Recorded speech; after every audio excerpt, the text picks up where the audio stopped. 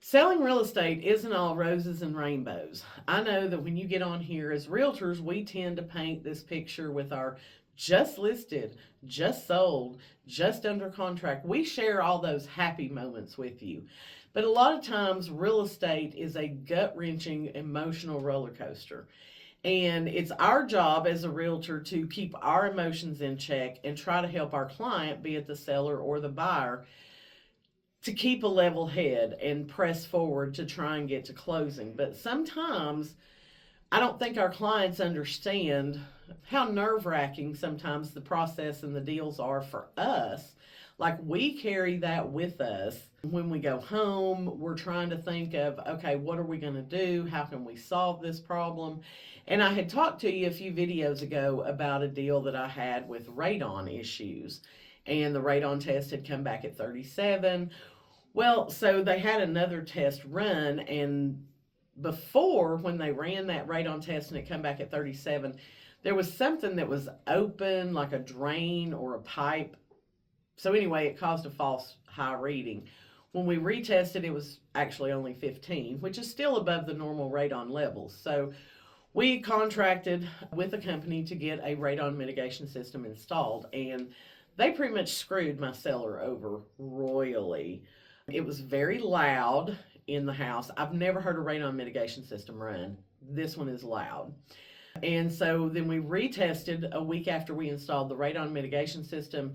And although the average was below 4, we started to see the last few readings, it was actually going up and reading into the 5. So the buyer was not happy with that. And the buyer said, we want a second unit installed, which is an added expense, of course, to the seller.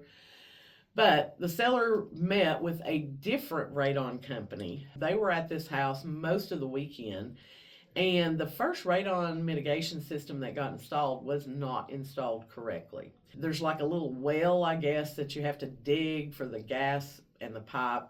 I'm not the radon mitigation people, so I don't really know what it's called. But he had not dug it near deep enough. So the gas was just kind of staying right there. He used too small of a fan, which is why it was so loud. Just several mistakes were made in the installation. So the guy came Sunday and was working on that one and actually sent us results that showed that the readings were much lower now that he had installed it properly. He had fixed the first guy's work. Buyer said, that's great, but we still want another one because we're supposed to close this week. So yesterday we had a second radon mitigation system installed, and my sellers are just like a little on edge because again, we're supposed to be closing Thursday, tomorrow. Here we are last minute of buyers going to do their final inspection today. Are they going to accept the work that's been done and move forward and go ahead and get this closed? So that's something that I stress over. And I know my sellers are stressed, the buyer's agent's stressed. Like we're all just kind of on pins and needles of, are we actually going to get this deal closed? And so this is one of those that was not, oh, we got this under contract in 48 hours and we closed in 2 weeks.